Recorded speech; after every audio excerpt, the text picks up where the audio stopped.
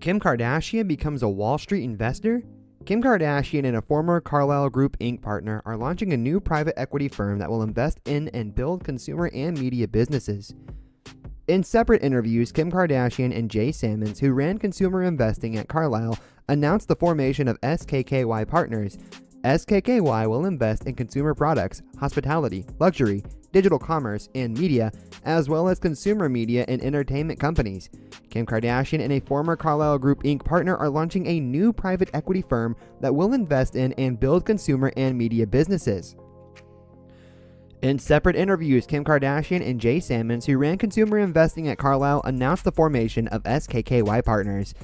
SKKY will invest in consumer products, hospitality, luxury, digital commerce, and media, as well as consumer media and entertainment companies.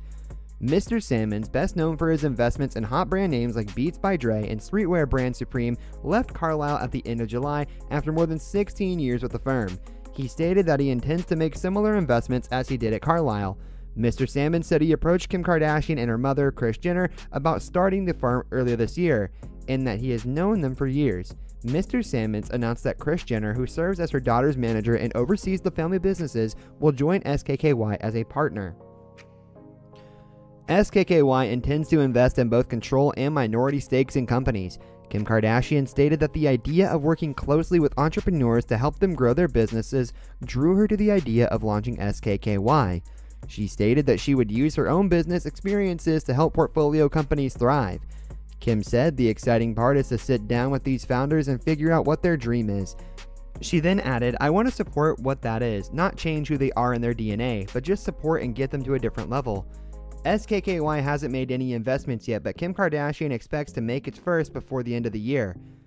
The firm's founders have not yet begun fundraising, but plan to do so from the institutional investors. Mr. Sammons and Kim Kardashian both declined to comment on the fund's expected size. The former Carlyle investor will oversee the firm's day-to-day operations, which will be based in Boston, where he lives, and Los Angeles, where Kim Kardashian resides. Mr. Sammons, who has spent 2 decades in the private equity industry, believes that joining forces with Kim Kardashian allows the pair to leverage their complementary skill sets, for him financial and investment expertise, and for her the ability to expand businesses with the help of her global reach and social influence.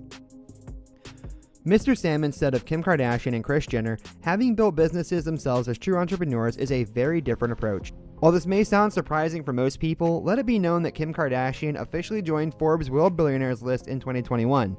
Forbes lists KKW Beauty and Skims as sources of her wealth, along with cash from reality television and endorsement deals, and a number of smaller investments. According to the report, her majority stake in Skims was worth a conservative $225 million in 2020, which Forbes used to raise her net worth to $1 million from $780 in October 2020. Kardashian's net worth is now estimated to be $1.8 billion by Forbes. Meanwhile, other people are saying that this is just a cover-up to some bad press. Recently, the reality TV star agreed to pay a $1.26 million fine to the Securities and Exchange Commission to settle civil charges after promoting a cryptocurrency asset called Ethereum Max on Instagram. According to an SEC press release, Kardashian, who is worth $1.8 billion, will not admit wrongdoing but has agreed not to promote any cryptocurrency for the next 3 years. The U.S. Securities and Exchange Commission said the reality TV star had received $250,000 for advertising the cryptocurrency, without disclosing she had been paid to do so. SEC Chair Gary Gensler said, "This case is a reminder that when celebrities or influencers endorse investment opportunities, including crypto asset securities, it doesn't mean that those investment products are right for all investors." Gary then added, "We encourage investors to consider an investment's potential risks and opportunities in light of their own financial goals." Kardashian also agreed not to promote any crypto securities for 3 years. A statement from her attorney, Asid, Ms. Kardashian is pleased to have resolved this matter with the SEC. The statement then added, "Kardashian fully cooperated with the SEC from the very beginning, and she remains willing to do whatever she can to assist the SEC in this matter. She wanted to get this matter behind her to avoid a protracted dispute. The agreement she reached with the SEC allows her to do that so that she can move forward with her many different business pursuits." Kardashian was found to have violated the anti-touting provision of federal securities law by the SEC. According to CNN, Kardashian agreed to the order without admitting or denying the SEC's findings. The agreement calls for a $1 million fine and the forfeiture of the $250,000 payment she received plus interest. Gensler tweeted that any celebrity or influencer's incentives aren't necessarily aligned with yours. He said the investing public shouldn't confuse the skills of celebrities with the very different skills needed to offer appropriate investment advice. According to Charles Whitehead, a professor at Cornell Law School, the SEC may have targeted Kardashian to send a message to other influencers who may be promoting cryptocurrencies or other investment assets.